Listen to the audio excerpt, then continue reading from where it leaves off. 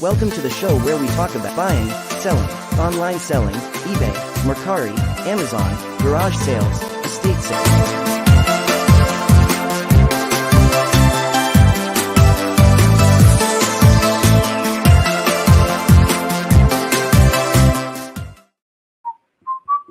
Good morning, everybody. How's it going? 5-minute intro begins now. No, it wasn't 5 minutes. Well, it's still only 8:27, but whatever. Hi, Lisa. What if you get a notification and no one was home? Paul, you broke the internet. I don't think that's possible. So how's everybody? How's the weather where everybody is? It's beautiful here right now. I think it's 66, 67. Haven't gone out yet. Paul, when are you doing a Whatnot show?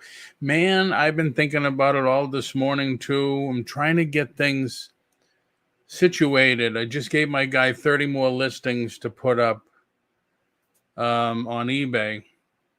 I haven't even cross-posted anything to Mercari like I was doing. I was doing it pretty fast. But I've been going through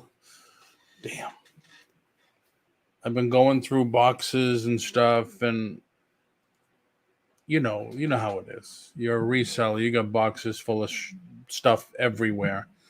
So I've been going through everything and taking pictures, giving them to my new guy there to list. So he's doing great. I'm very happy. But yeah, Whatnot seems like you want instant cash. Whatnot's the place to be. And it seems like they're going to be big next year. I don't know if you've been reading the stories about them, reading their Discord and stuff. They're having some big plans for next year, which is good. I mean, we should all make our business plans. Should have made them months ago, but they seem to be wanting to get into the top spot really fast. I pinned the link in if anybody wants to come in and share the screen with me. Morning, Adam. I was going to go live, but the nursing home bus was there, and I had to dodge all the electric carts and the blue hairs, probably, right? I love electric cart dodging. By the way, eBay lowered priority mail rates for us for zones 1 and 4. Saw that. I haven't sent anything priority in months, probably. Hey, Yvonne, how's it going? How are you? I tell you, people, and this is the God's honest truth, I am doing so much more UPS than ever before, and parcel post, select parcel post, parcel select post, whatever the hell it is. More than ever before in the last several months. It's 5:30 a.m. here. Where the hell are you? I thought you were in Florida. Paul, serious question. I know you love the Beatles. What is the connection between Bill Cosby and the Beatles? No clue. I've been using FedEx. Yeah, FedEx is another good one. I have to go out early today because I was on my local Facebook page yesterday. You're in California. Oh, okay, I'm sorry. That's right. I thought you were in Florida. They opened a new UPS store down the street. So now I have 3 within 20 miles. So that's nice. I wish I was at the distribution center. I am very lucky. I'm a mile and a half away from our UPS distribution center close for me. Still, you don't ship anything through there, Lisa, right? because you'll pay more. And I started to laugh yesterday. I was in line at the UPS store, delivering packages, and this one couple had two of the Walmart boxes, the 17, was it 17, 13, 13, and the 19, 16, 13, I think, boxes. And the guy at the UPS store was quoting them, and I think one was 50 something dollars because it was a little heavy, he said. And the lady said, oh my God, why is it so much? And he said, well, it's the destination, the weight, and the size of the box. I felt like going over to them and tap them on the shoulder and say, go home, go to Pirate Ship, and do it yourself. But I kept my mouth shut because, as we all know, the UPS stores, I think they tag on 20 or 30% above the rates. That's their convenience charge. Pam, how's it going, Pam? So, and then once again, more Amazon returns in line with me. I don't get it. Yes, you ship there. Yeah, but Lisa, you'll pay more money. You'll pay counter rates. Whereas if you use Pirate Ship, you get the discount. Or even PayPal or Shippo, you get the discount. You ship at the distribution center, you're paying counter rates. It's like walking into a crazy warehouse, but there is a customer service area to drop off packages. Yes. Yep. Haven't done it in a while because the closest one to me is in Orlando, like 30 minutes away. You're paying retail. Correct. Yeah. So how you going? Yeah, how you going? How you doing, Yvonne? Haven't seen you in a long time.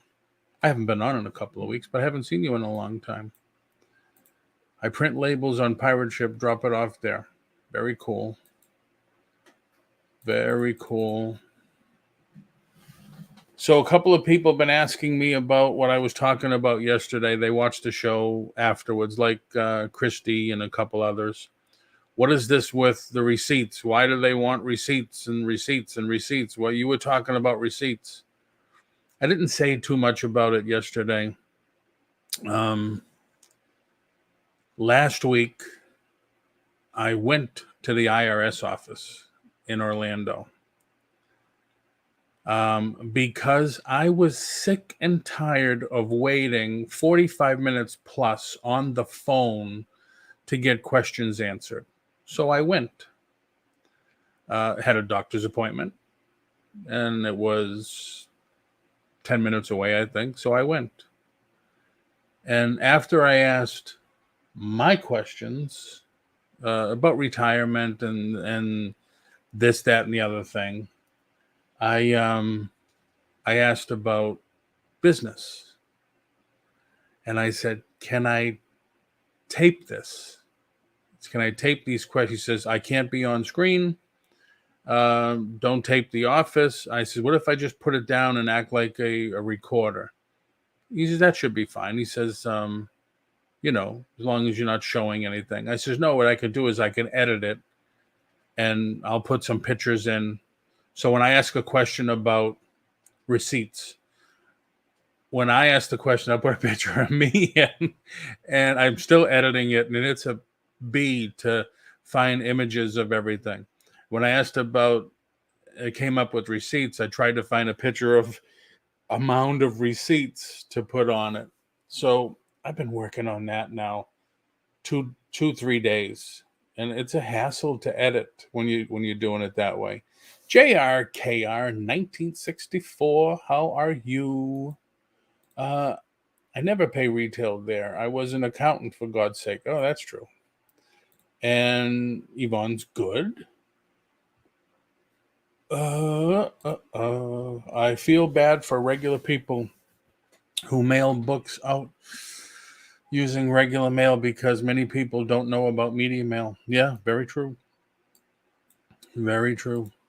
So anyway, it comes down to, I asked because specifically for me, I said, well, I'm selling a couple of lithos.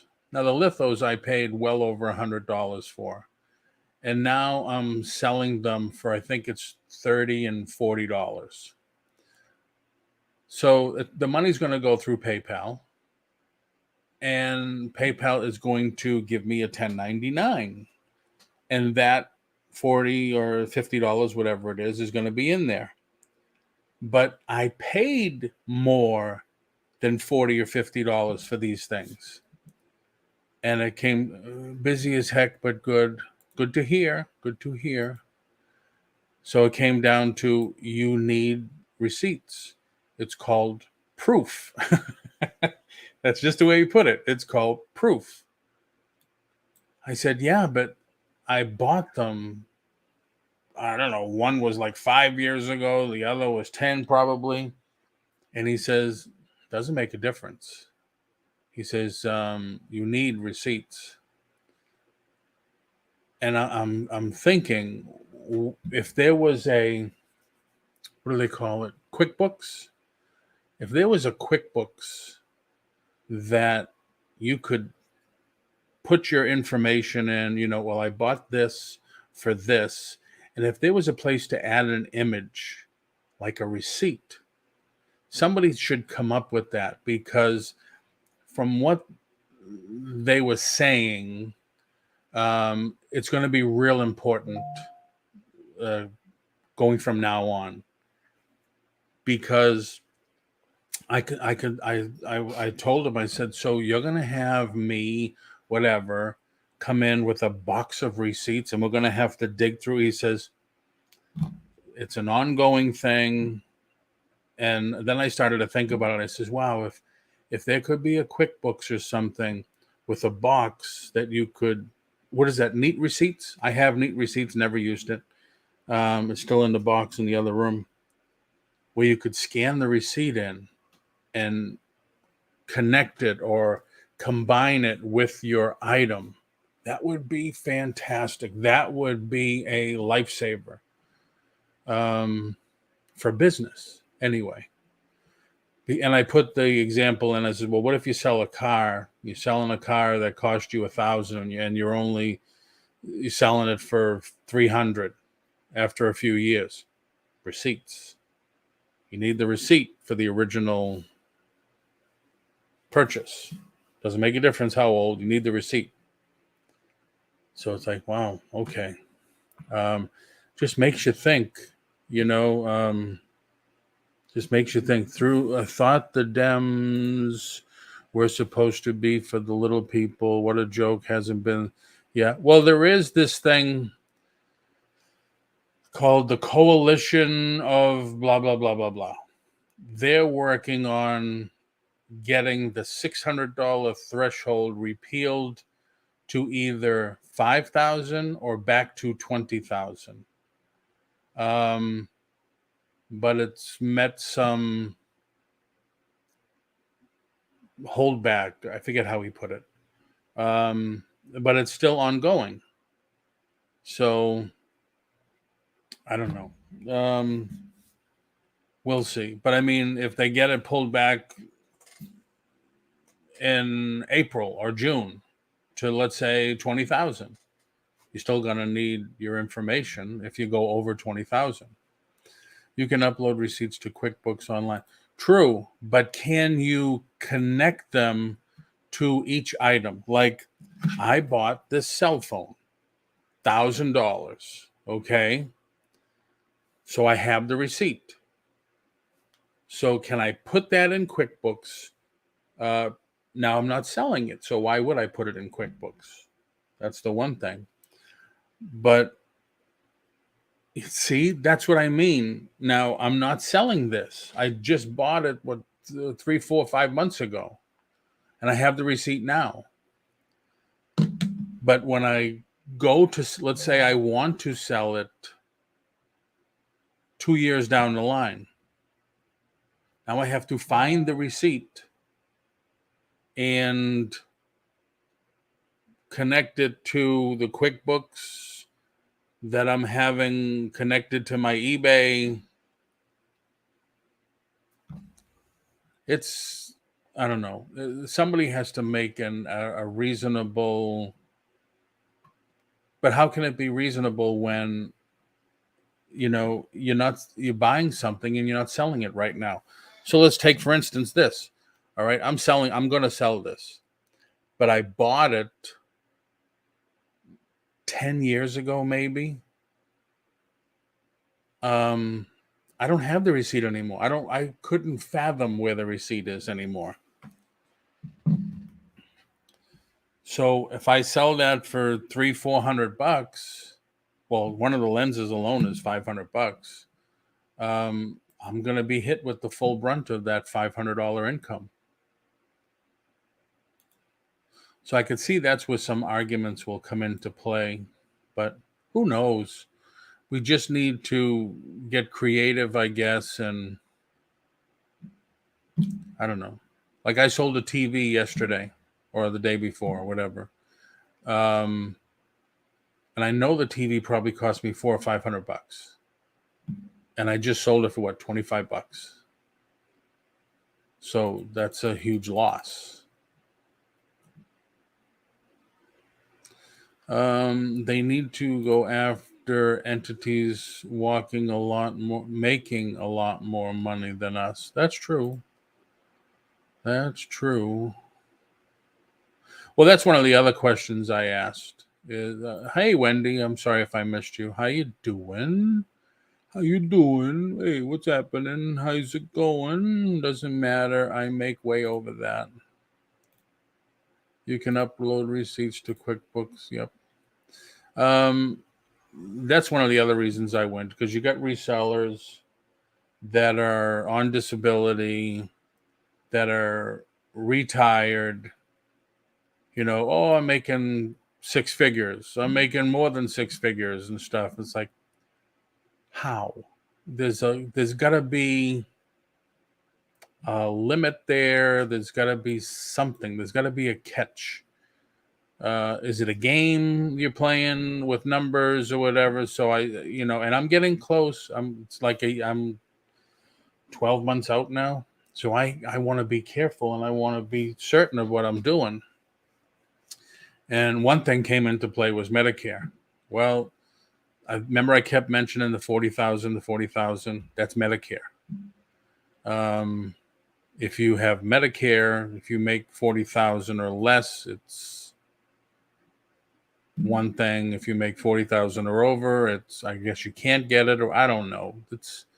I still have to go through it. It's connected to the expenses you entered and you can view it on the transaction. Oh, really? That's nice. But then, Lisa, like you all right, so it's connected, but then you have to find it, or I don't know. Because like I said, I bought this 10 years ago. So if that time I had posted the invoice on there 10 years ago, but I'm selling it today on eBay. So isn't the QuickBooks for eBay different than the QuickBooks for your personal self or business self? I don't know. And is it easy to go back? Because I haven't used QuickBooks in years. I used it just to give my accountant numbers and stuff, and he says, don't even bother with that. He says, our system is so much better. So I stopped using it, and that was, 6 years ago, I think, 5 years ago.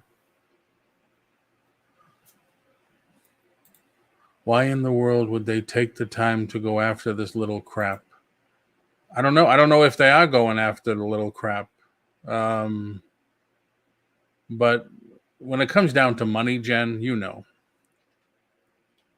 it's all about money. When it comes down to money, the government wants all they can get, I guess.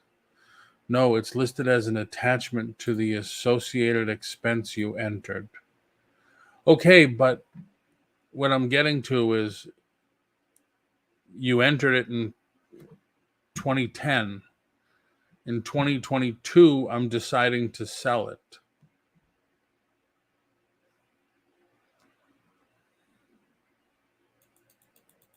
Yeah, it used to. Mom knows treasures. It used to. Or you can get the online one, I think, for $9 a month, $9.95 a month, or $19.95 a month, something like that.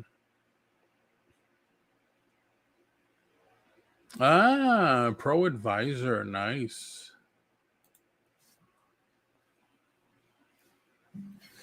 Anyway, not to bring the whole thing down to that. I mean, we're all coming to, what is it, 15 more days. We're going to start dealing with that now. Mine tracks mileage too. Yeah, I still use mileage. What's it called? The app? I forget. I just got an email on it saying you have so many miles you can claim, but I'm not claiming anything for business because they're all personal rides. I have it go. It's on your phone. I forget what the app's called. And can I find it? Can I find it? Can I find it? Mile IQ. Ooh, 110. Yeah, I use Mile IQ. And it gives you all that. And I haven't done anything. I kept it up for years, never used it. Test took hours. Oh wow. It's like going for the mortgage exam, federal mortgage exam. I heard it's pretty intense.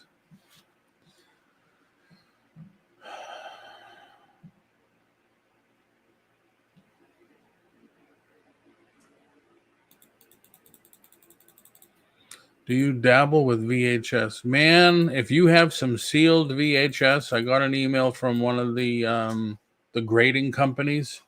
They're grading sealed VHS now. It's blowing my mind what some of these things are going for. The original Rambo is like $300. That one stuck out. I forget what a couple of the other ones were, but $30, $40, $200 for a sealed VHS. I have a sealed Dirty Dancing I put up there. I think I only have it listed for $10. But these are graded. I'm sorry, these are graded.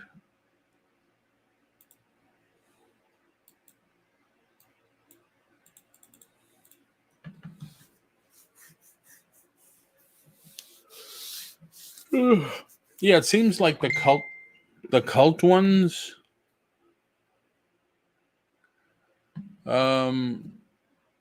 get a lot of cash.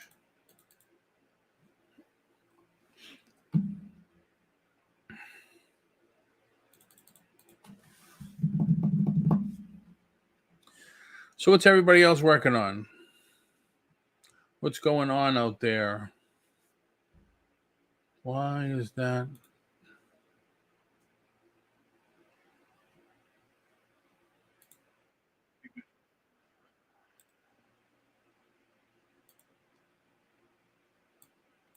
All right, I don't know why that happened. Watching there is a giveaway going on. Everything has been marked down in Mom's rummage room. I saw that. I did see that. Speaking about markdowns, let me show you something that I've been having some issues with since last night, just late last night.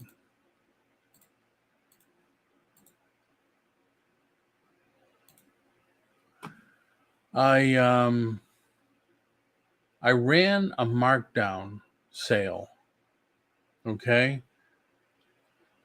And I don't know. Lately I've been looking at some on some of the Facebook sites, eBay is blocking some sellers, or eBay is blocking some listings from being shown, et cetera, et cetera. So I did a buy three. Well, first of all, I did a 20% off in my whole store last night before I went to bed. So 8 o'clock. Usually it shows up right away. So I checked and it didn't. So I figured, well, let me give it a little while. First thing this morning, around 4 o'clock, it still wasn't there. So I said, I don't know what's going on. Let me go and try something else. So I went into the marketing and I said, they have a different way of doing it. So I did it that way. And it only shows up on some of my listings. Like this one is not showing up. I refresh, didn't show up. Now I put it for all my listings. Well, everything except the max was $250. So it went to almost everything. Not showing up on this one.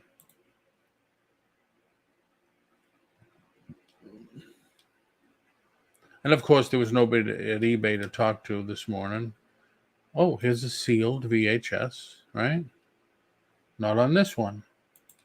And it says it's active. So I don't know why. Sorry, put the heating pad on.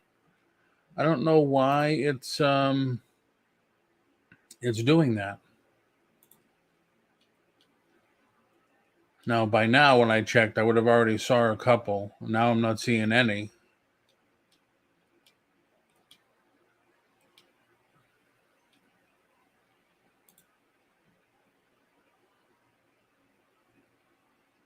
Now that's weird.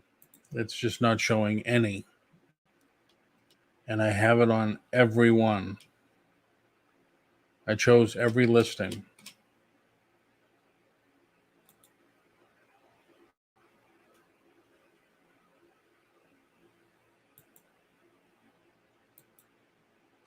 And I think they both say active, both ways I was doing it.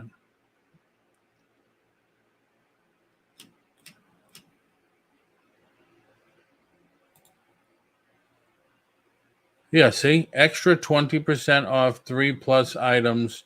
See all eligible items and terms. 179 items. But why? And I was sneaky about it too. I went on to incognito. I went to eBay and checked my listings, and it didn't come up either.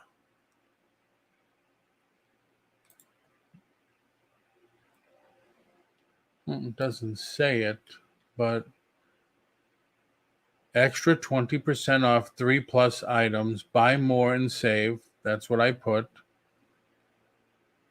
Blah, blah, blah. 179 items in this offer. And but why won't it show up? Like you saw all the other ones I just clicked on before I hit that one.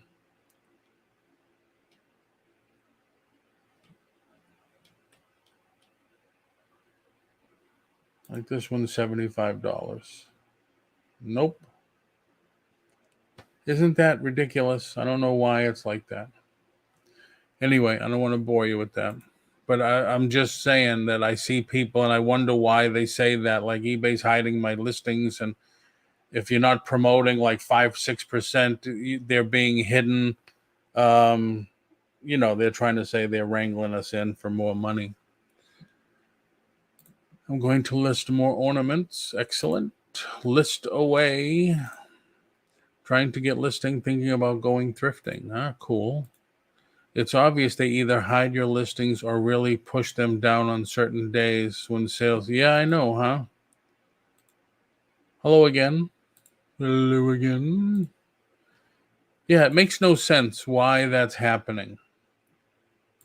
it should show up on everyone but 2 listings. I mean, I have a statue that's $400 or $500 or whatever, and something else that's way up there. I didn't do those, but everything else, I think I stopped. My max was $250.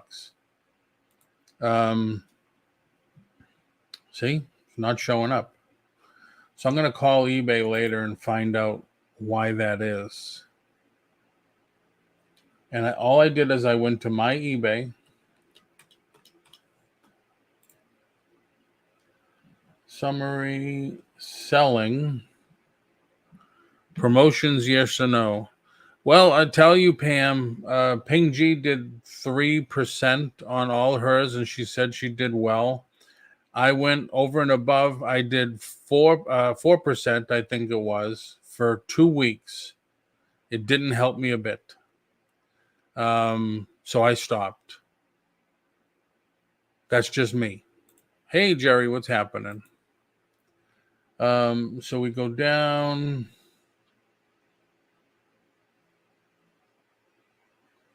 Markdown manager.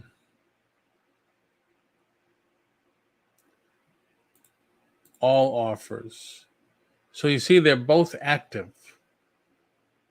Extra 20% off 3 or more items. This one is volume pricing. It's supposed to be if you buy 1, you get 5%. If you buy 2, you get 10%. If you buy 3, you get 20%. And this didn't show up last night. I did this last night. It didn't show up this morning. That's when I tried this one. And it's like, what the hell, man? And I don't understand what this is. Display priority 1. I don't know. So I got to call eBay and find out what the hell they're doing or what's going on. Oh, I did all that talking and didn't show you a thing I was doing. Manage promotions. I have the 2. This one I did last night. Got on this morning. Nothing. So when I went on again, it came up, try this way for the marketing tab. And I did extra 20% off 3 or more items. And like you see, it came up on a couple of items out of all the ones I hit. Getting ready for a show this weekend. Last show of the year. Where is it, Jerry? What is it? What is it? Where is it? How is it? How come it is? Where is it? How long does it take to get there? Who's going to be there? How much are they charging for autographs? The standard questions that we all ask.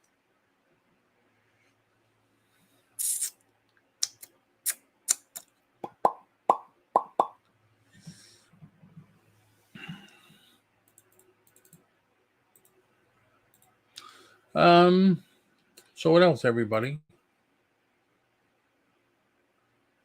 It's not going.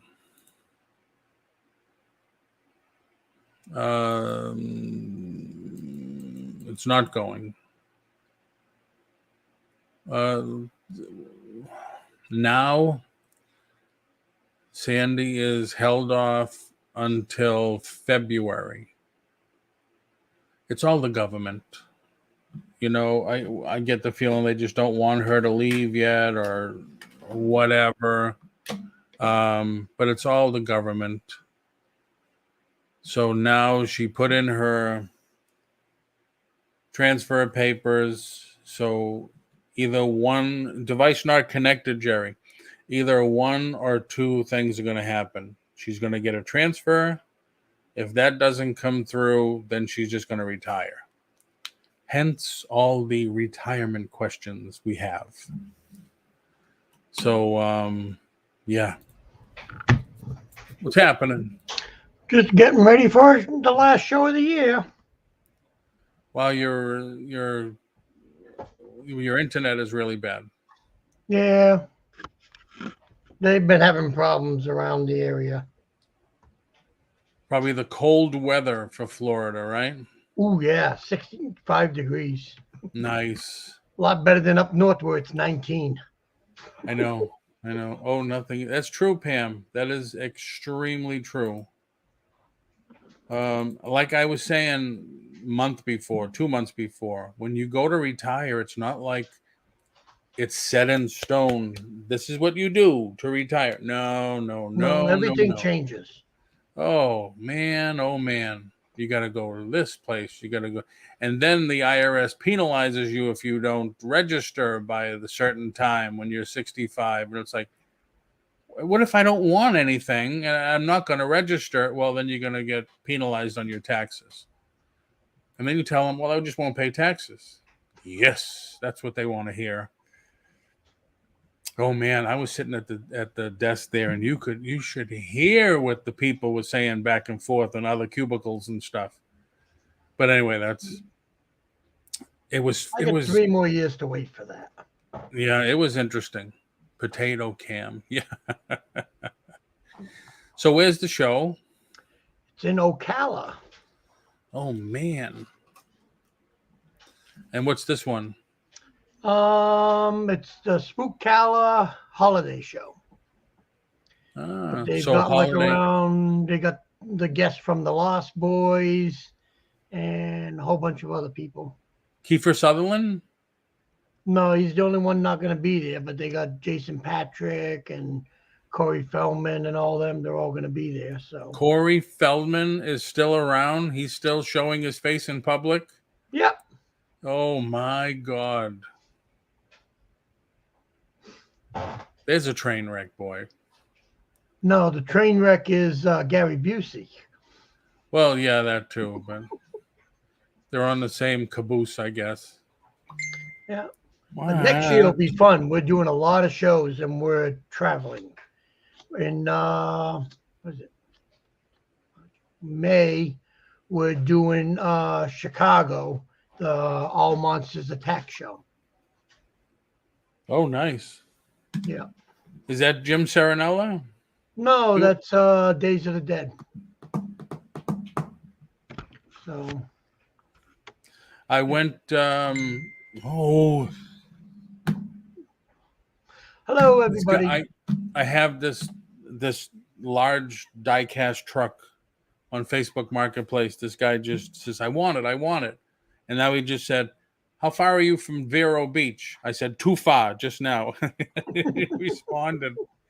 I'm not even going to look at it. Sandy and I went, we were with the family, and we went to Disney Springs. Did you get the Figment plush? She didn't like it. But I mean, I'm friggin' hobbling everywhere, and it's like, she said, I wonder how far we walked. It was like 18 miles. I said, holy crap. But then we went to... You don't realize it till when you're wandering all over that place. Oh, I realized it after 5 minutes. I realized it. Well, why didn't you get one I kept apologizing. Ride around? That's what they said. I said, no, I'm not going to be seen in one of those. I kept apologizing. Says, listen, I'm sorry if I'm holding you guys up. But anyway, we had a good time. But we went into, after we dropped him at the hotel, I said, we're right here. Let's go to the character shop. And there's a store not too far away. I forget what it's called. Wizards and Comic Shop or whatever. Gods and Monsters? Oh, maybe it is. Maybe it is. The whole wall was full of, one whole wall is just all pops. So I'm looking. They already said the market's dying on that. They're waiting for it to collapse. Yep. But I was looking, those Godzilla pieces I bought, the box pieces? Yeah. I got them listed at $75. They're selling them for $120. Well, they're always high. Them, what's the other place? Coliseum Comics. They're always high. But this is why, like I said, I had to get away from it because it's too expensive.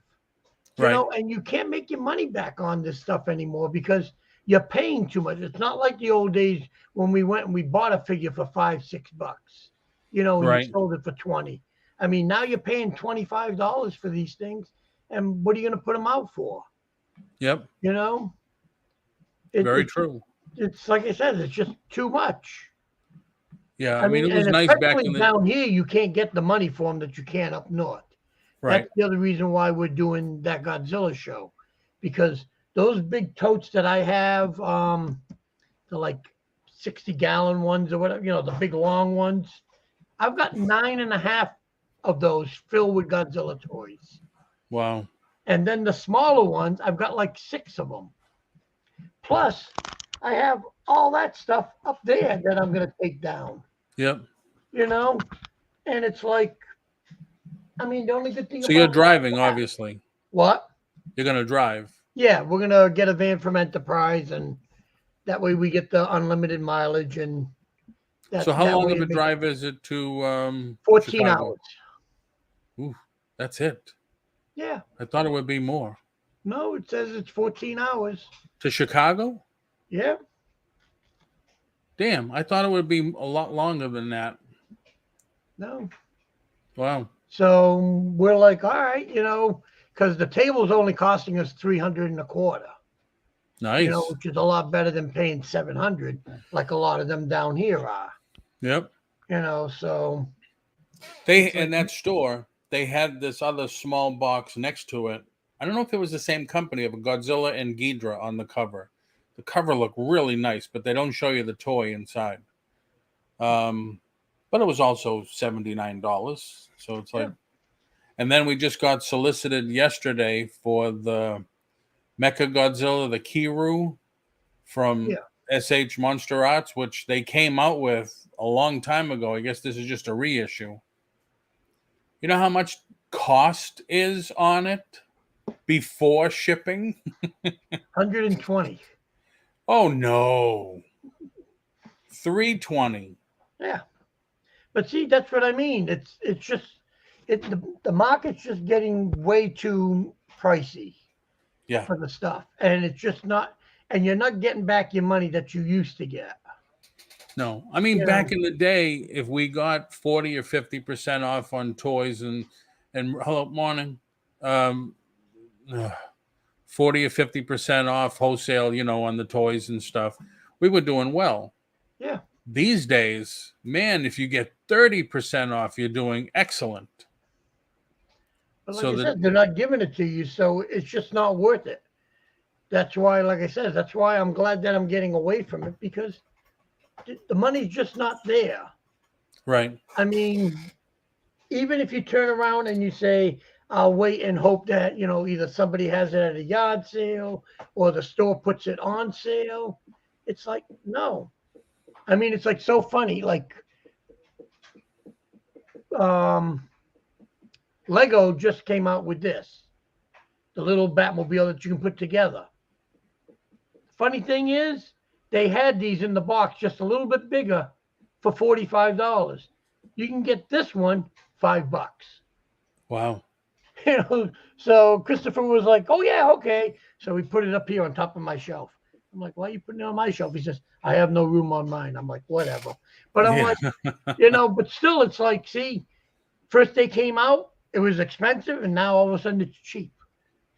Right. It's the same thing like with the Pops. I mean, I went into Walmart the other day. They had these huge sets for the rock groups like Kiss. Oh, saw AC/DC. that. Yeah, saw that. $50 a whack. Yeah. And they're like, not even full-size pops. Yeah. They're a little smaller. I'm like, the box is bigger than what the freaking things are. Yeah. And I'm like, these are ridiculous. And I'm like, no. I said, you're gonna buy that and what? Put it out for 100 and a quarter and then have someone chew you down to 100?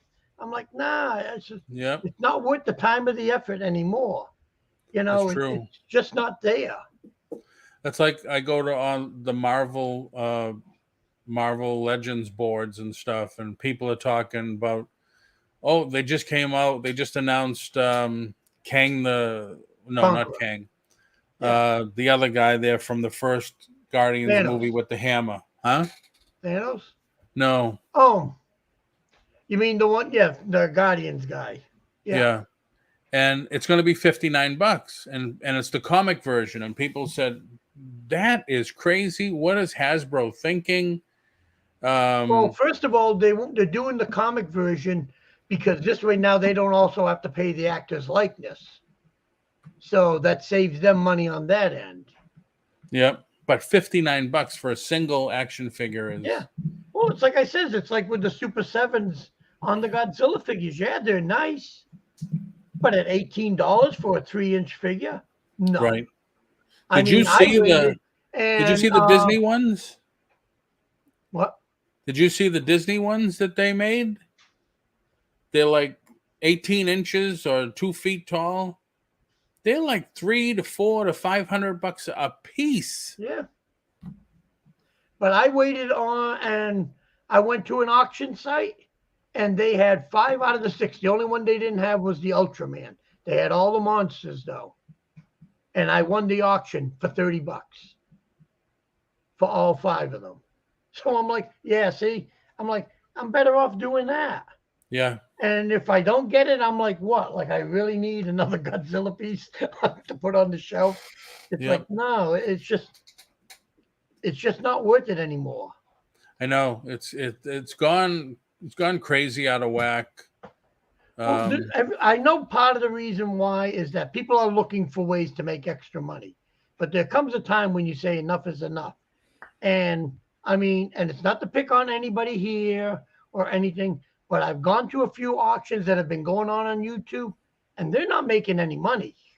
No. I mean, they're selling stuff like $5 and $6, maybe $20. Once in a blue moon, they might get something that might go over $50. But I've seen a lot of time, and this is on a lot of the big name people that do auctions here. I won't mention any names, but like it says, and I've seen it where people just pass, because can't afford it. It's like I've always said before. You're either gonna put food in your house or you're gonna buy a toy. Well, right. I want them to buy a toy so I can put food in my house, but they're gonna buy food first. Speaking about food, Lisa, did you get a roast yesterday? Do you shop at Publix, Jerry? Yeah, because it's the only one. I mean, I don't care for all these. They don't have enough variety. You know, They don't have. Aldi's does not have a good variety. That's for sure. That's true. It's a few items, and then that's it. And it's like, so I'm not going to waste my time. Usually, when we do grocery shopping, we got the Walmart, the next community over, and there's one there, and right across the street, basically, is the Publix. So we'll go to Walmart first, get whatever we can, that's cheap and all that, and then we go over to Publix. And if I go to Publix, it's usually Thursday or till like Sunday, because that's when they start their specials. Right.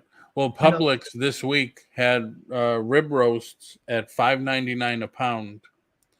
And we didn't have Thanksgiving dinner because Sandy works all the holidays. So a couple of days later when she was off, we went to Publix and I said, wow. And miraculously, they had 1 or 2 that would fit right into our air fryer. And I said, which one do you want? And I've been eating it every day since. I did it nice and rare, and then just cut a slice, put it in the air fryer. She bought a 7.2 pounder. We bought a 6.2 pounder, and it came out beautiful. And we found in Ocoee, there's an Asian marketplace there, and on Sundays they do seafood specials. Like this Sunday, they did blue crab, $2.99 each, and lobster, 1.5 pounds, $5 each. Ooh, I love lobster. Yep. So we bought 3 of them. Yeah, I usually have to go to Orlando I think it's Bay State Lobster. Well, usually LaSalle will fly them in from Maine. Yeah, my sister-in-law does that for us every once in a while. She'll do that. But now that we found this place, it's like, no. We'll go over there. We'll take the short drive and have $5 a piece. No, Lisa, the roast that I bought, they cut off the bones and put them on the bottom. So I still have them wrapped in the refrigerator. Yeah, but going back to your thing that I was hearing you talking about eBay, I've been hearing a lot of people have been having problems with eBay again. and they're all looking to leave because they're like, it's too many problems, too many issues. Yeah, You know, with the they're trying to hiding. post things, and eBay will put it up, but then take it down, or they'll say you did this wrong, and they'll hold back the listing. So they're like, it's a waste. And the biggest thing they don't like is that you sell something, eBay holds on to the money for almost a week before they give it to you. And they're like, no, that's not right. Right. And I'm like, the reason why they're doing that, they're collecting the interest, is what they're doing. My bones are cut off too, but I roast with the bones still tied. Oh, I untied it, and I still had to trim. Like I trimmed a lot of fat off, and I needed to trim just a little on the top because it was just hitting that much. Our kitchen was smoke heaven. But it still came out really nice. Yeah, like I said, but I'm finding, like I said, the same thing. It's reminding me of the shows here in Florida. Because there's way too many of them, and everyone just thinks that everything is going to get a deal, and that's why we're like, nope. We're doing, like I said, we're doing the Days of the Dead in May, so I can bring all my Godzilla stuff, and I'm gonna sell it all there, statues and everything. I thought you were going to sell it all in Rhode Island. Rhode Island.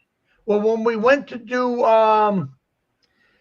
the runaround in November, that first weekend, we stopped in on the show, and Rhode Island is turning into an autograph show. Hold on 1 second. Tommy, thanks for coming in. I don't know if you heard earlier. I ran a sale last night. It didn't connect. And then I tried to do one again this morning, and it's only on some of the items. If you go back a little, you'll see I open up some of my items. It's on one and not on the other. But Wendy, thanks for coming in. Thank you. No eBay complaints here either. Have a great day. You too. Good morning. Good morning. Yeah, I've been hearing the stuff with eBay just ghosting people's item. And I think it was almost like I don't know if you saw it when I was showing it. It's almost like the issue I'm having. So I'm going to call them and this morning and find out like why. Why is it only showing on some and not on others? And I opened up the incognito browser, and I kept some of my listings. I kept my eBay open on this screen, and I went in and typed it in. And when you go into it, it still doesn't show that the things are on sale. No, I haven't listed on eBay, Adam, for maybe 7 years.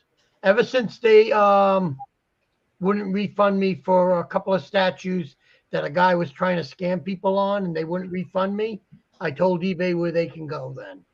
I said, no. I said, you can take your place, you can shove it.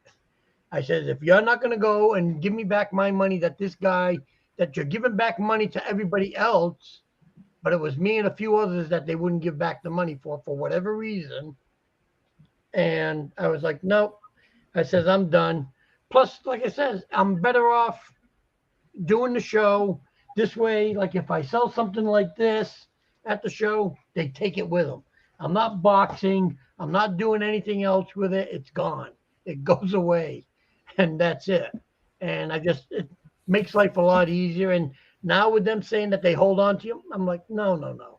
You're not going to hold on to my money because you want to make more profit off of me. You're already making profit off me. You're getting the eBay fees, the selling, the listing, the selling, and then the PayPal. I'm like, no, you're already making enough. I'm not going to be losing any more money. Yeah. And I don't know if you've been seeing my listings. I've been I already have them pre-rolled. This is 10 movie posters, big name comedies. And I've been putting them up like that in lots. So like I have all the Tom Hanks movies, and I sealed them, sealed the bottoms. I'll still put bubble wrap over it. Well, like I say, at the bottom of the tube and the top of the tube, just take some tissue, and put it there and Yeah. seal it up, and that's it. And that way, when it bounces around, they're not gonna batter up the edges and everything. Right. But I mean, I'm only getting like between $2 and $3 per poster after shipping. But They're getting rid of them. yeah, I've moved a couple, and that what another thing I started to do, I started to throw some away. I must have threw away 20, 30 posters over the weekend. I just because I'm going through another box now. What's that movie with Jonah Hill when they Gods of War or something of War? Lords of War. Lords of War No. when they're arms dealers. Oh, I think that's about War Dogs or something like that. War Dogs, I think. So what I've been doing is I'm looking at them and I'm saying, wow, the poster looks really cool. I go on the phone, I go to eBay, and they're supposedly selling for on the average of $20. So I'll keep it. If I open up a poster like Sam Goes to School and there's nothing, it's going in the trash. Well, no, you shouldn't do that because sometimes those that aren't listed is because people don't have them to list them. Yeah, but if it's like a very obscure title. Oh, but see, that's like I had people asking me for a movie called Chef, which is with Jon Favreau, where he wants to be a chef and all that, because they can't find that on eBay. Now, I was trying to get rid of that for like $5 at the time. Now I'm finding out it's a $50 poster because people can't find it. Wow. So you might want to like, if anything, go to emovieposter.com. Okay. And do a search there and see if they've had it and if they've sold it for what price. Because that way, at least, it'll give you a nice spectrum between what eBay's getting, what they're getting, and then you can at least say, oh, okay, this is going for something, or it's not going for anything. I mean, it's one thing like if you got, like I remember when the studios used to send me the boxes of the posters, and they send me like 50 American Ultras, which is a blah movie. You're lucky to get $5 a piece. Who's in American Ultra? The guy that played Lex Luthor. Yes, I have those. I have the 3 different or 4 different versions styles. of it. But see, everybody's got them. They don't go for anything. So if you've got like 50 of them, who cares if you throw away 4 or 5? But it's an excellent looking poster too. Yeah, it's a nice looking poster, but nobody wants it. And then I found another with what's his name, the long leg guy. Oh, the Ready Player One. Ready Player One. I found another one of those with the long leg. Yeah. I got it listed and nothing. Nobody's interested in it. But see, everybody's holding back right now because everybody they're wondering what's going to happen with the economy and everything. Right. I mean, even on Facebook, a lot of the movie poster auctions, nobody's bidding on none of the stuff. I went on too. I was going to list some stuff on, what is it, vintage movie posters, whatever. Yeah. It's the only one that had auctions. And I'm saying, wow, there's like nothing happening. No, because like I says, you got people, they'll list like 30 posters and they might get 2 people to bid on, on 2 items. So it's just not worth it right now. And this is why, like I say, the online stuff is dying a lot because, people just, when you say, okay, I'm getting this item, I'm getting this. Yeah, I'm getting it for $3, but it's costing me $15 to get it. So I'm paying $18. Well, why would I want to do that when I can go to the store and get it for $9? I save, Yeah. Yeah. See, very true. Like Lisa says, heating bills are going through the roof right now. Yeah. Yeah. The price of oil and everything went up. Yeah. Even my friend that I was talking to up north I asked him if he was going up to his winter place. He says no. He says kerosene to heat his place up there is like $30 a gallon. Damn. Yep. So he says no, I'm not even going up. He says I closed the place down.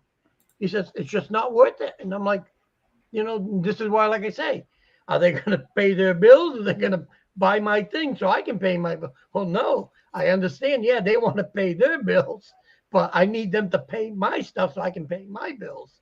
Right. And it's a catch-22. But like I said, no matter how good the deal is, sometimes it's not worth it when you start throwing in, well, I got to pay this, I got to pay that, and next thing you know, it's like, no, it's not worth it to buy that. And this is why I think the shows are doing good again, because the people are not only seeing it live in front of them, they're able to take it home with them. And they're like, okay, cool, I got it. And they're not waiting for shipping. They're not waiting for anything else. It's, I got it. It's in my hands and I'm going home with it. This is the first show in Chicago you're doing in a while, right? Yeah. So are they making you get a sales tax number? They haven't said anything yet. All right. Sorry even if they do, sorry if I jinxed that. No, that's fine. I mean, we're expecting that. Same thing for when we do the Atlanta one in October. So which one? We're doing a show in Atlanta in October. Is that the Monsterama? Oh, okay. What's the big one in Atlanta every year? That's Dragon Con. Dragon Con. And that one only does good, even though it's on Labor Day weekend, because it's been established. Yeah, it's an old show. They're like, old. I'm like, yeah. I says, I remember doing it when it was called Atlanta Fantasy Fair. They're like, it was never called that. I'm like, go back, and when you come in tomorrow, you'll see. And they come in the next day at the show, and they're like, yeah, it was called. I says, that's how old I am on doing shows. Yeah. But it's the same thing like with Boston Comic Con. I remember doing Boston Comic Con when it was Boston Sunday Funnies, which was once a month.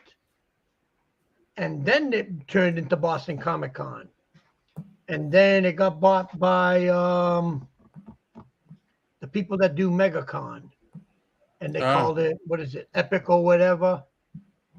But now supposedly that they sold it to somebody else. So, I mean, that's the thing, but you're still doing better at the shows. At least I am. Like I said, I'll go there and I'll do a show, and I'm putting up, and if anything, the posters are doing awesome. Like I said, it's like the last show I did, I sold Jaws 1 and Jaws 2 for $2,000. Nice. And it's like, okay, and it's like, I'm making money, I'm a happy boy. And and just like at this show, I've got the new posters I just got in was I didn't get them in. I've been going through my own personal stuff, and I'm like thinning those out.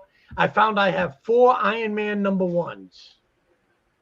So I'm like, all right, I'll bring some of these to the show. So I got those. I found I got 3 of the British version of Harry Potter, the first movie in the Sorcerer's Stone, that has the whole cast on the thing, and those go for like $400 or $500.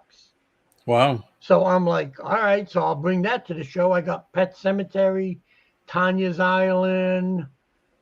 What were some of the other ones? The Shining. But I found, I was like, let me just bring these. And I says, I'll just stop bringing these. And people will pick them up, because I've had people ask me for these posters. Wow. And I know that they'll pay the money for them. And I'm like, so it's worth it for me to bring these to the show. And what's going big right now is Godzilla posters. I found I had 3. 2. 2 of one of the other. One where it's just his back and the guys are flying down. Oh, that's the advance for the 2014 one. 24. They're both 24. They're both the same movie.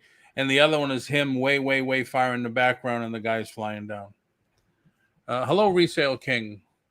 So I found those and I listed them.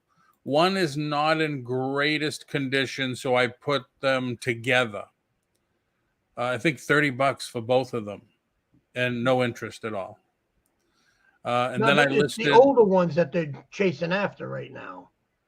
like the There was a 60s and guy 70s? on one of the poster pages on Facebook. He was looking for Godzilla posters. From the 60s and 70s? And the 80s and the Japanese ones. Ah, so I should put my Monster Island one up. You should put it up there, yeah.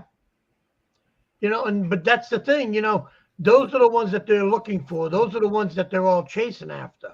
Right. They're going back after the 70s and early 80s stuff. And I'm making a killing on those things. Like I said, I mean, even stuff that I've had just laying around, like blah Vincent Price movies and all that, I'm getting $200, $300 a piece out of them. Well, like Dr. Fibes? Yeah, Dr. Fibes I can get 500 for. So Wow. I'm holding off on those because at the Monsterama show, the Japanese Star Wars one, someone just had Return of the Jedi one that came from a Japanese magazine that I had, and I had sold for 200. I think they sold it for 350. Wow. I listed a Star Wars from Orlando 2012. The convention. What's the Star Wars celebration? Star Wars celebration one. Those don't go anywhere. Well, he listed mine for how much? How much Adam, is the Monster Island one going for? Hold on 1 second. Adam, to answer your question, it seems like they're picking and choosing on whose money they're holding on to. But I've heard from some people that say they hold on to it sometimes, then sometimes they don't. I think it all depends on how much you're getting. And if eBay says, "Oh, that's a lot of money," yeah, we can make a good interest rate off of that. Well, you can request your money like soon. I think they charge you a fee for that, but you can request it soon. This one, nothing. Phantom Menace. These are the Taco Bell posters. Lunchbox. Down there, go down. Star Tours. I got an original Star Tours Disney World.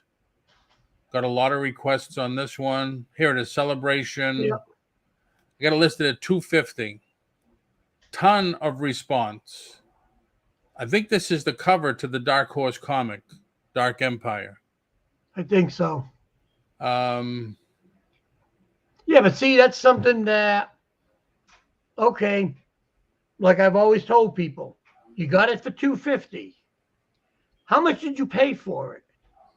Nothing.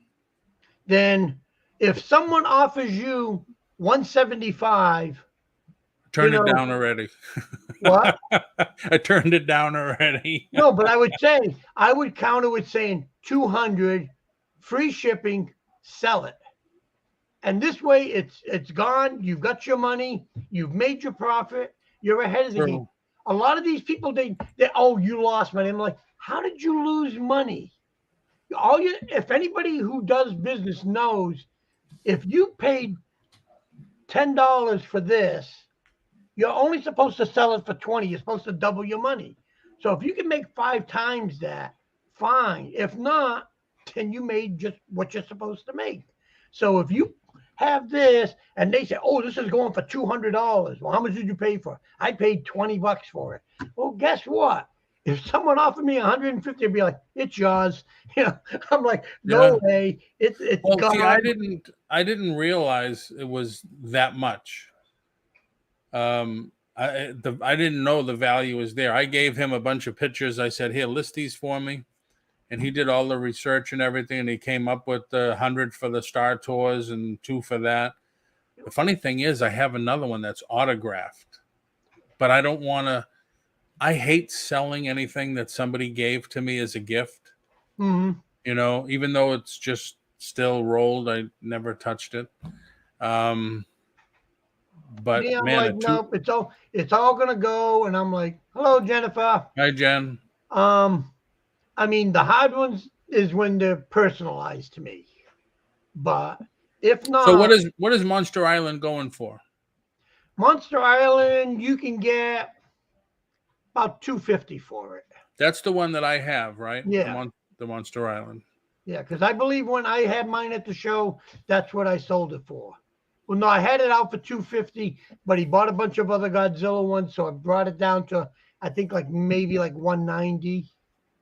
But still, like I said, because I got them at the time when buying posters was cheap.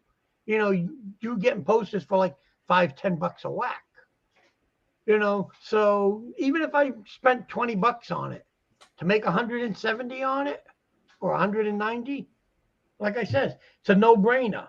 You know, like even like some people say, "Oh, I lost money on my Jaws one." I'm like, "How did I lose money on?" They said, "Well, it's signed." I said, "Yeah," and unsigned it goes for like 1,800. I'm like, "Yeah." I said, "But I got the poster in 75, which means I probably paid $10 for it. The 3 autographs that were on it, I know the people personally, so it didn't cost me a dime." So I'm like, where did I lose? Yeah. I didn't lose any money. That's True. to me, those are the people that are always looking for that big dollar item to say, I made this. And I'm like, yeah, but you lost all this other money. So Right. what good is it? It's like, I mean, Hold on 1 second. Brandon, resale king. Is that the Brandon that we know? Young Brandon in the closet, Brandon, with all the Legos, with all now the the Legos and now all the jewelry. jewelry. Is it? I don't have anything I can do my Brandon imitation. Wait a minute, maybe I can't do my Brandon imitation. Is it this Brandon, the one we know that only all you see is the hand and the brooch in the center? No, Not that Brandon. Okay. At least everybody knew who exactly I was talking about. yeah, I mean, I hear it a lot from a lot of the dealers that I'm around, you know, the ones that I'm especially friendly with. At first, they would say, you know, we're here at the show and you're over there. Uh, you know, you got all your stuff set up and you're sitting there like this.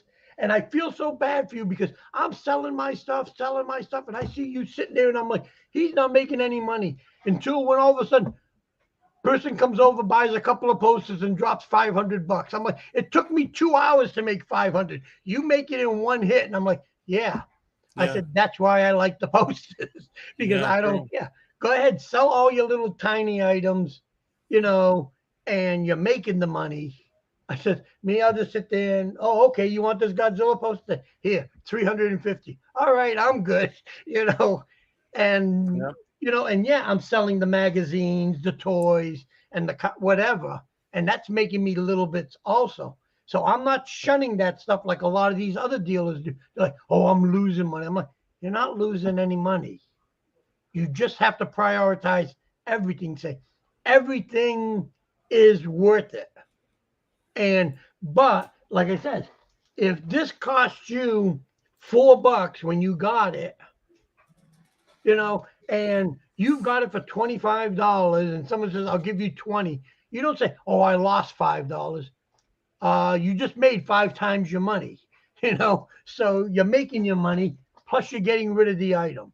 Plus now the customer is happy because they're like, oh, that person's actually a dealer. He deals, he makes deals with you. Whereas the other people is, oh no, this is 25, it's 25. And I'm like, yeah, that's like going to Publix.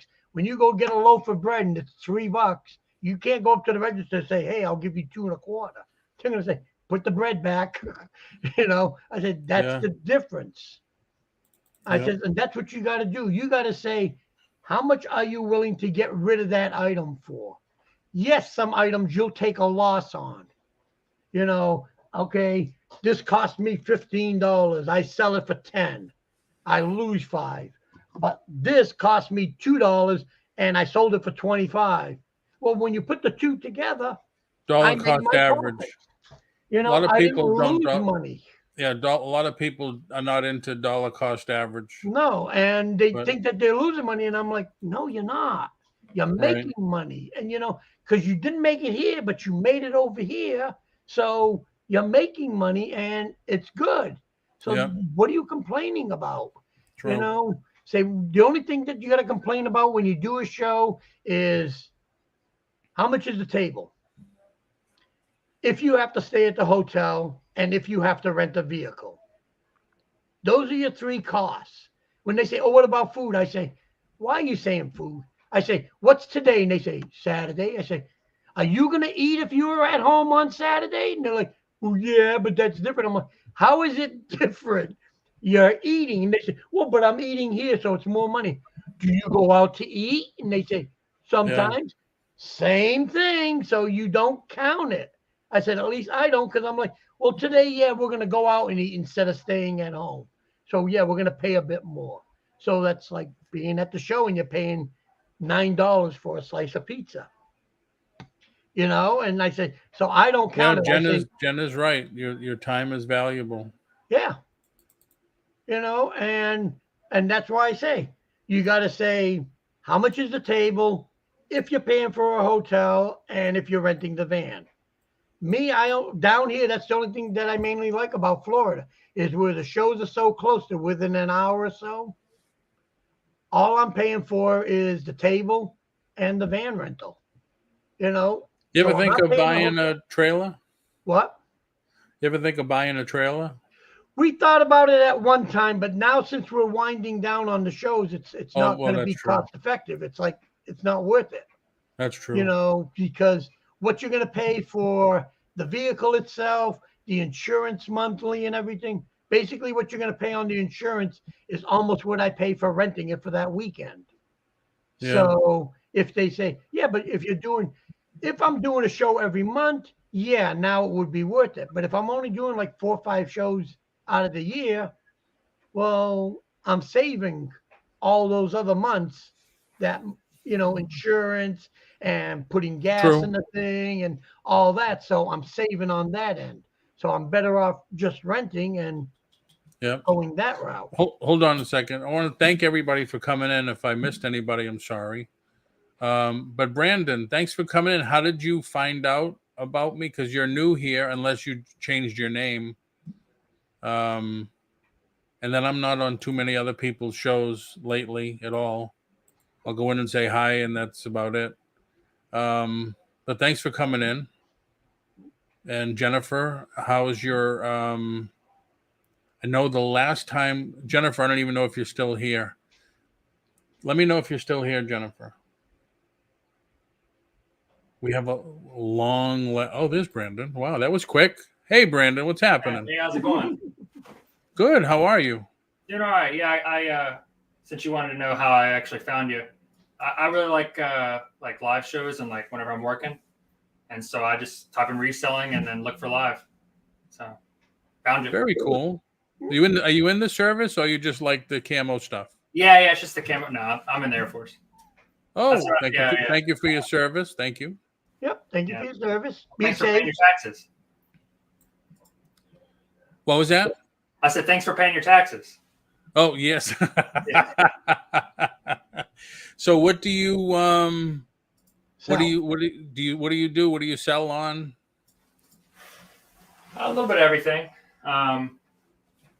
Really like collectibles. I sell a lot of car parts. Honestly, so you're only the second person I know that sells car parts. Yeah, I mean, I've like dabbled with like being an amateur mechanic. Like I've had a lot of Jeeps, so I did off-roading for a while, and kind of just figured out that I was always looking for parts, and I was like, well, I mean, if I'm doing that, other people are. And now, are you one of those like I used to own a real estate company, and my assistant, her husband, is a body man, so. And he had plenty of room. They owned 5 acres. Well, they still do here in St. Cloud. He would buy an old junker. Yeah, I do that. So he would take the door handles off, polish them up, sell them. The bumper, polish it up, sell it. You that's what you do? Yeah, I've got. Let's see where I go right now. I have 2 BMWs, 2 Jeep Cherokees, a Nissan Altima, a Camaro, and a Ford Windstar, I think. Yeah. And so, I take parts off of them. And then, so I bought this is like 2 years ago now. It was like a buyout from a GM dealership that went out of business. And it was, I literally I'm packing 2 of them right now. So that's an air temperature sensor and then a accessory relay, and but Meekins, I don't have them right now, but it was like 6 or 7 pallets of car parts. It's like $1,800, but it's been about probably 60 or 70,000 gross. But I don't have it all listed yet. I still have like a pallet or two left. I've probably made 20, 30, or 40. I'd say 25 confidently, like in profit that I've made off of that. So very nice. Yeah, very nice. I mean, car parts, they take time, but right. But you also have to have the space to store the vehicles. I have a small warehouse. I'm 4,700 square feet. So. And you have was you 6 vehicles? Well, I have a fenced in like. Okay. Three-quarter of an acre lot. Nice. Yeah, see, I can't do that because I'm in a development. And the funny thing is, well, not the funny thing, but Sandy's car just crapped out on us. And I'm not paying the money to fix it. And the first thought was, well, I should just harvest the parts out of it and get whatever we can. But then that's the last thing the HOA will say is, you got to get rid of this thing. But yeah, I can remember the times I would meet my old assistant's husband at the post office. He'd have a bumper just wrapped in paper and bubble wrap and stuff when he'd put the label on it, and they would ship it out. Yeah, I mean, I have all those parts, but I've really just tried to do the easy stuff first. No, I don't blame you. Yeah, I mean, some of the smaller things are just so easy to ship, and they're. Sorry, I was looking at some of the messages, but yeah, some of them are just so easy to ship, and they're just how small they are. They're just worth so much. Like I'm trying to think what the like sun visors, they can be worth quite a bit. On the used side, I haven't even touched those cars out there. I'm still on the new stuff.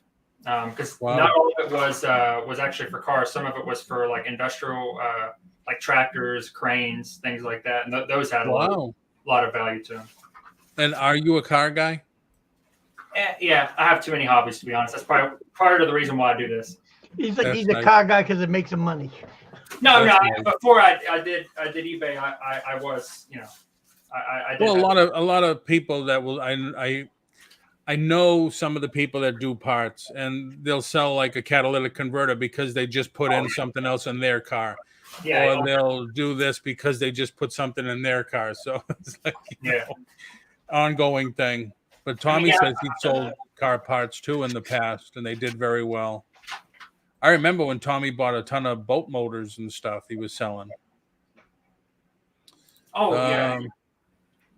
Tommy's the bargain effect, if you don't know. I'm sorry. Yeah, I've actually been on a live with him a long time ago. Oh, cool. I remember. A couple lives, actually.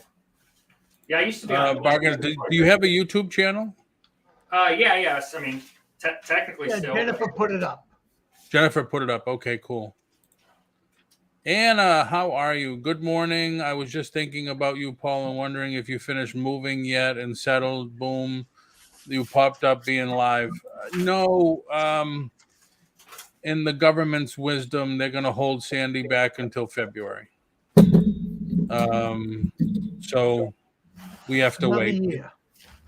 No, another year. God forbid. Well, you're not moving this year, so you're going next year. That's another year. Yeah, that's about it. Yeah. He used to go live all the time. Now, not so much. HOAs are snooty. Here's his channel. Everybody, definitely go in and subscribe if you're not a member to his channel. Oh, well, thank you.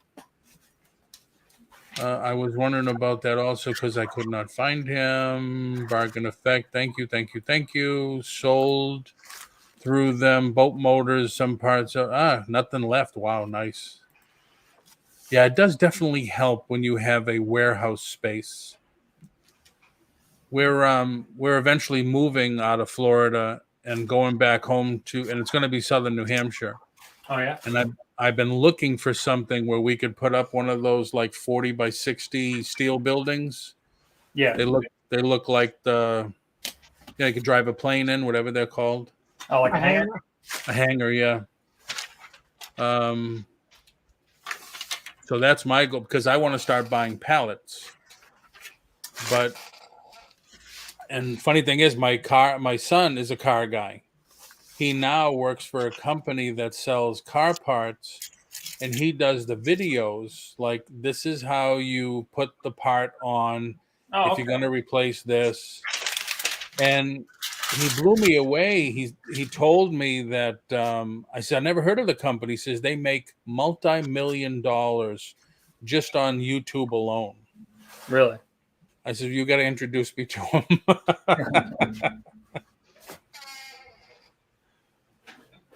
But yeah, I mean, it's interesting selling car parts and stuff. If you have the room, man, it's definitely good. Especially if you can get some vintage autos. Yeah, I've sold I don't know, I can't remember where I got them, but I think it was a storage unit I bought a while back. I got like a bunch of it's like 67, 68, 69 Corvette parts. Man, I did pretty good on those. Nice.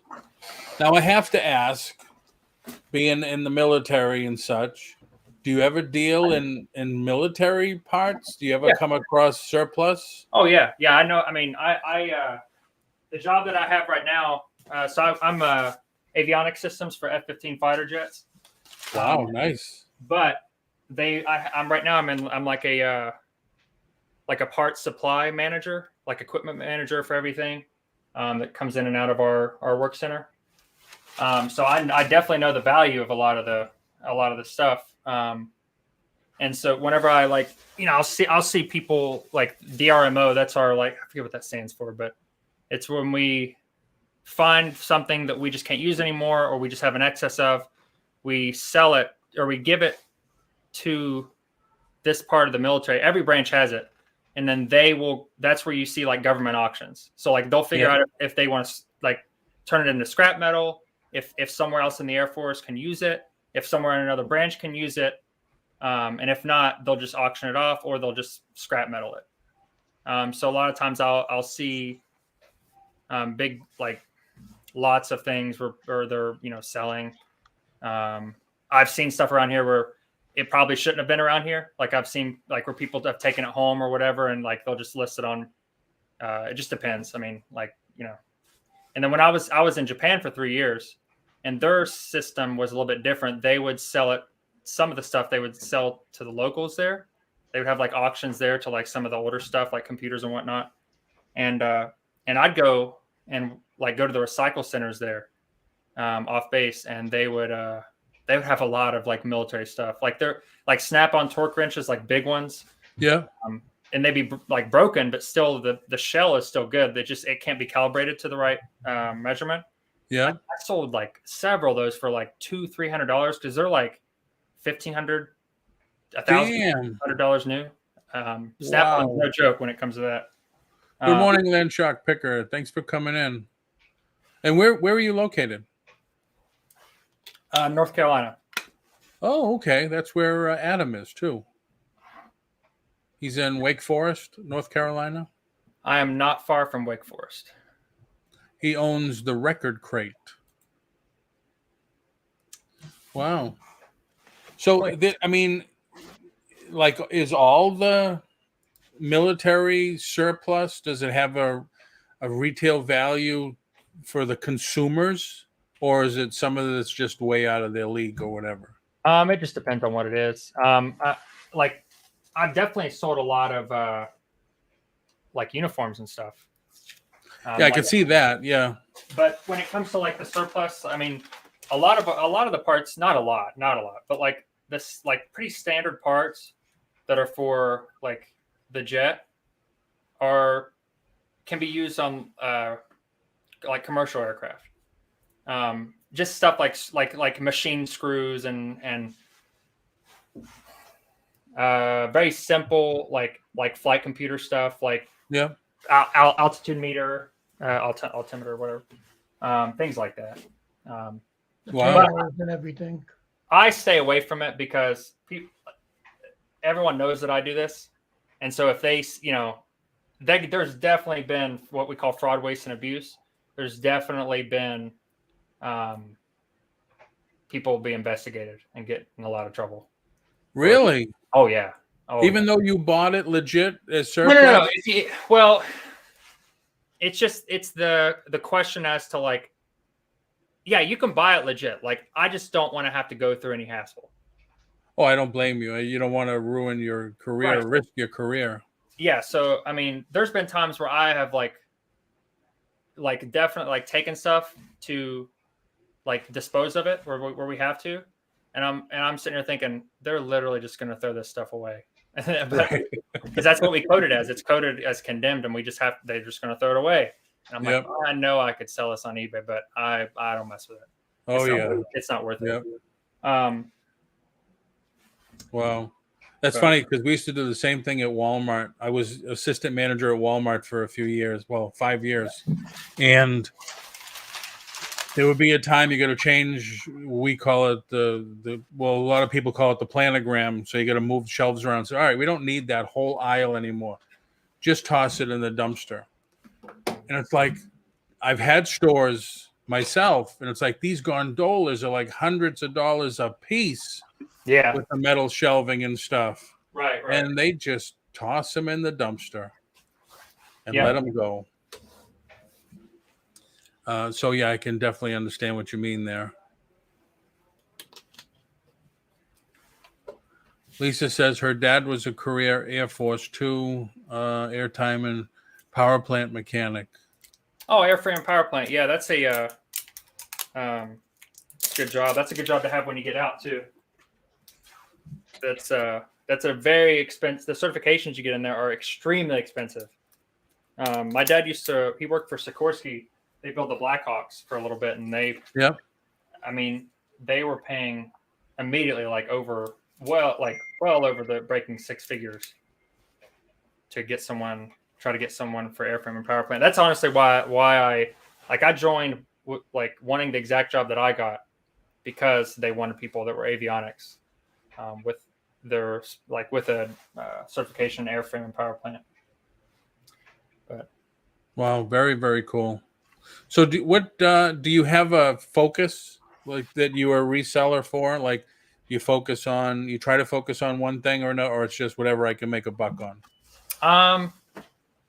I mean, everyone knows that if I'm at a yard sale and there's a game system cheap, I'm not gonna pass it up, or if it's something that I know that I have, I think just over time, how much I'm willing to deal with has really I'm way more picky than I used to be.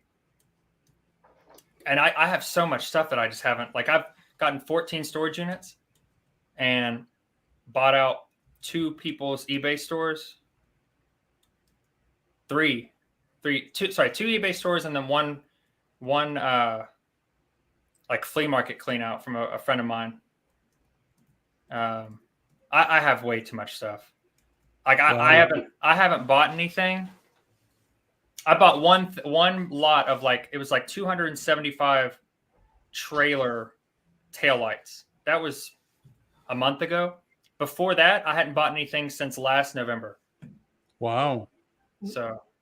And you said you still have 14 storage units? No. I bought 14 storage, the contents. And okay. I mean, I'd say if you were to take the volume of everything, I don't just use my shop for, well, don't tell the IRS, but I don't just use my shop for the reselling. I have, I'm a DJ as well. And so I have all the DJ equipment out there, and then still use records. You still use vinyl? I have two turntables. I have vinyl. I have the scratch pads and everything. I'm not good at that. Honestly, the people that do that are just doing it for the nostalgia. I mean, it's so much harder to actually scratch two records together. And who wants to scratch down a record at this point? They're collectible, and the more you use a record, the more more. My buddy, when we were growing up, my buddy became a DJ. And he was even teaching me. He says, you gotta match the tempo for this song into this song. So you gotta slow this one down. And it's oh my God. But he did it for years and years. Oh, it's fun. I mean, I have a decent amount of rhythm for a white guy. So I mean, I have fun.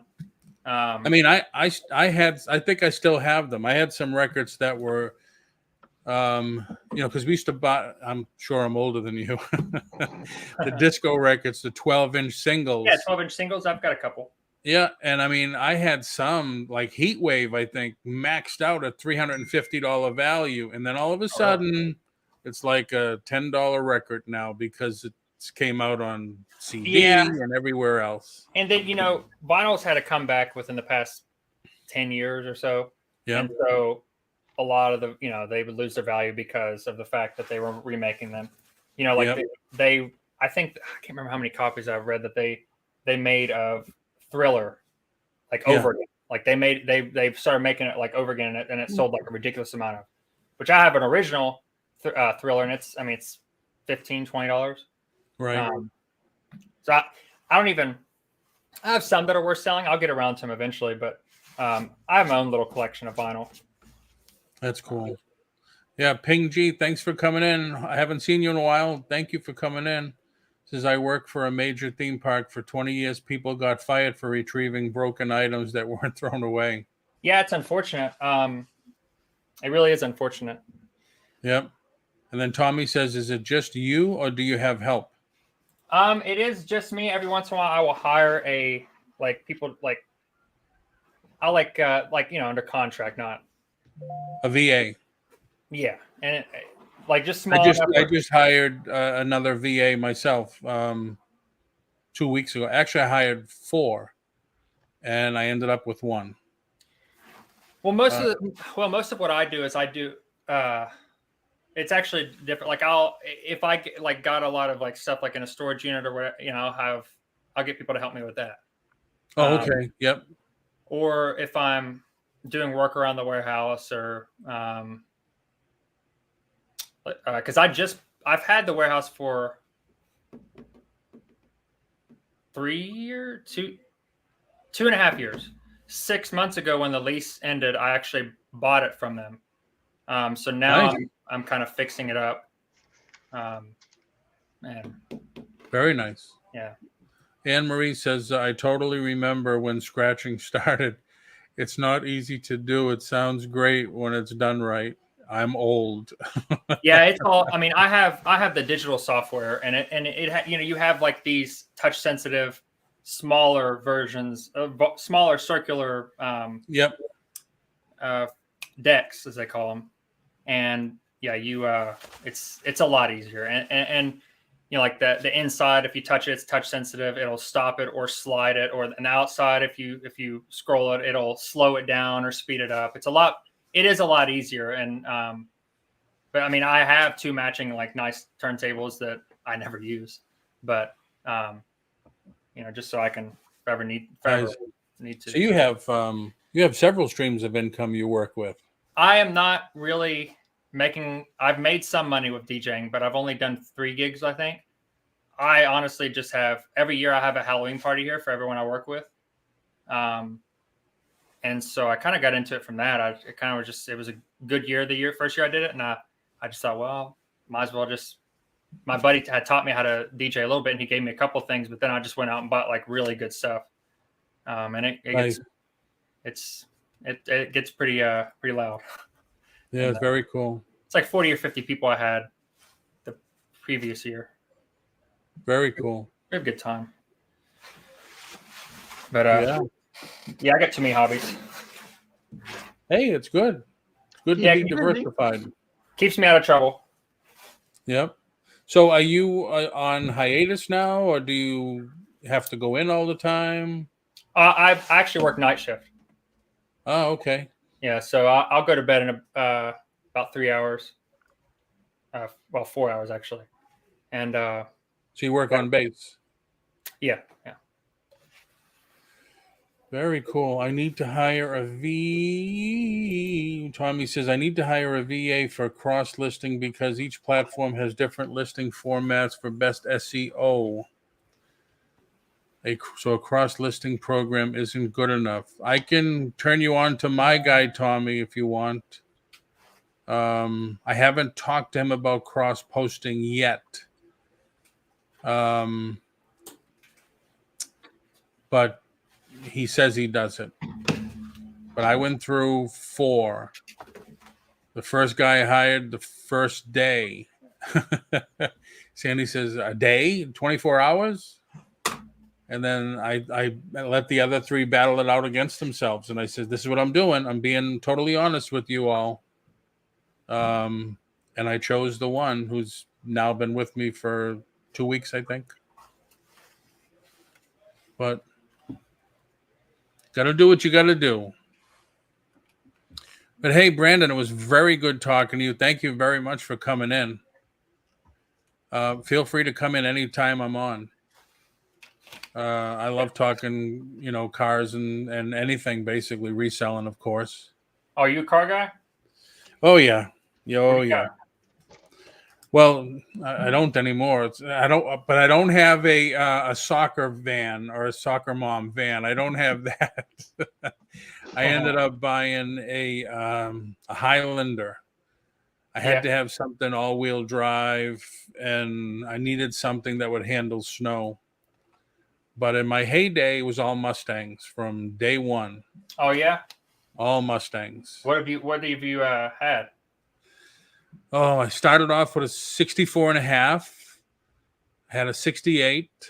My son and I worked on a 71 Mach convertible. I love Mach 1s.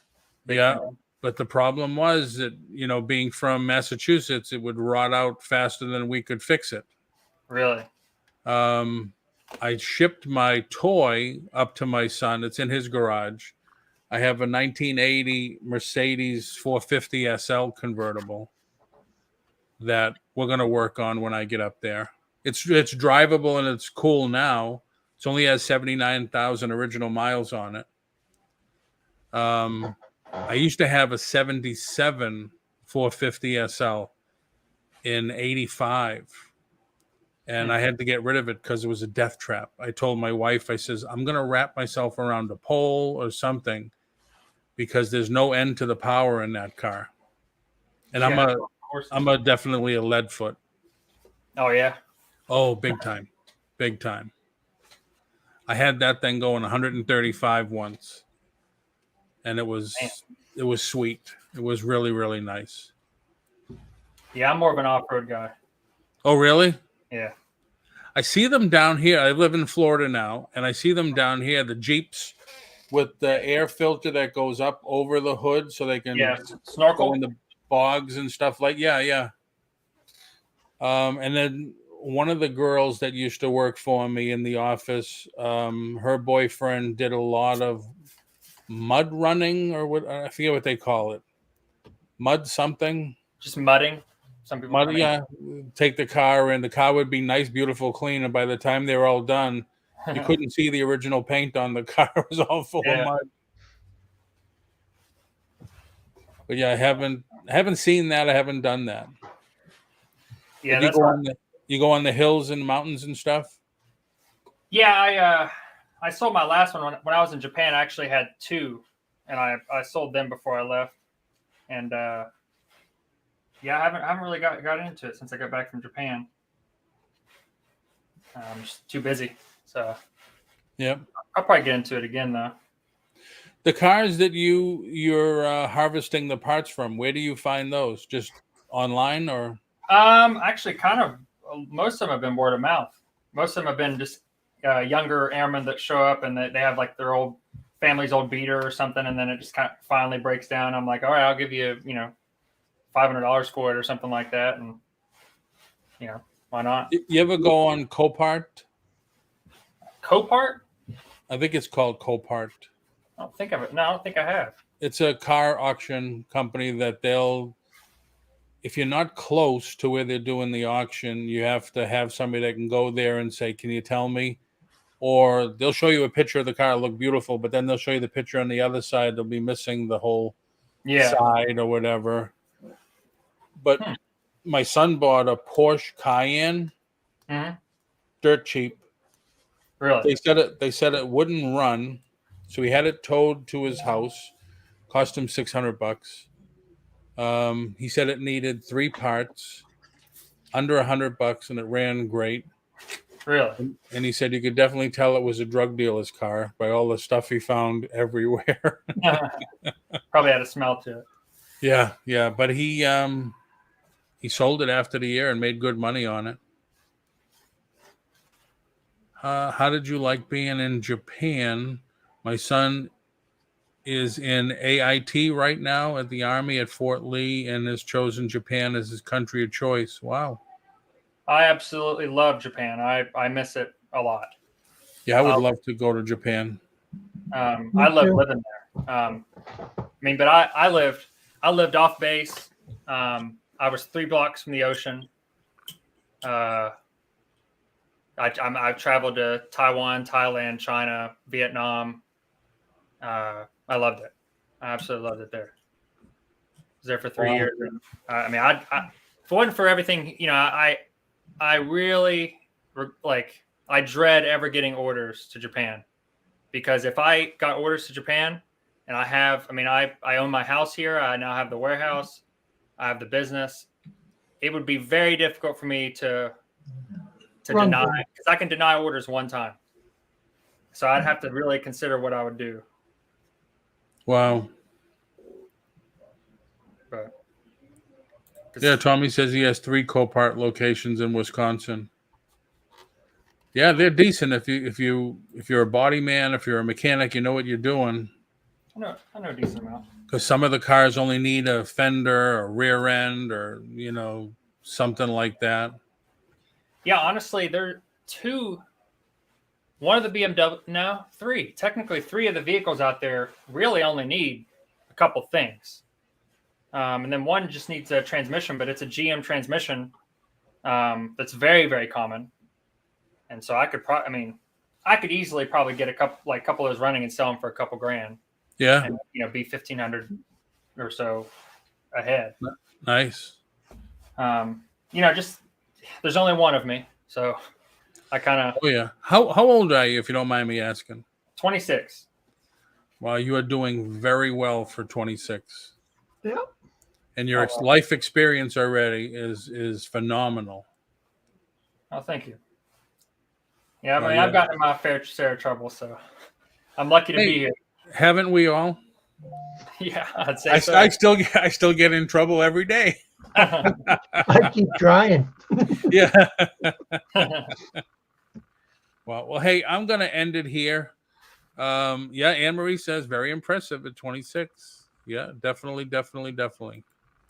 Well, so you still have family there, right? Where? Where you are? You have family with you? Oh no, I'm not married, or I don't have any kids that I know of. So yeah. That's the same thing I say.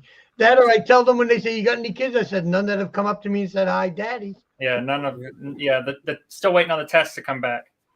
But but no, I'm from West Virginia, so I'm only about 6.5 hours away from family. Oh, that's all right. That's nice. I'm 1,400 miles away from mine, so. Well, yeah.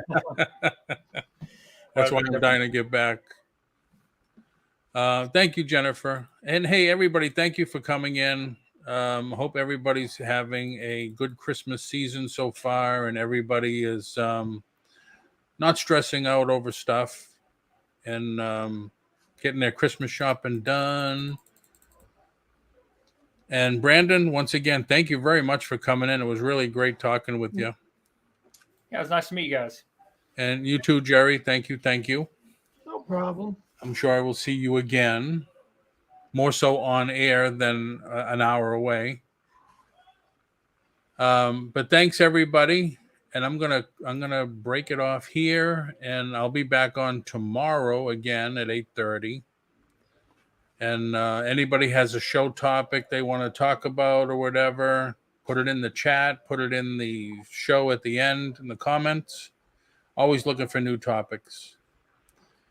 Anything, Jerry? Anything for you to end with? Like I said, just doing the shows, and that's it. That, and just, working on the next movie project. Cool. Brandon, anything you want to promote you have coming up? No, I'm just living life.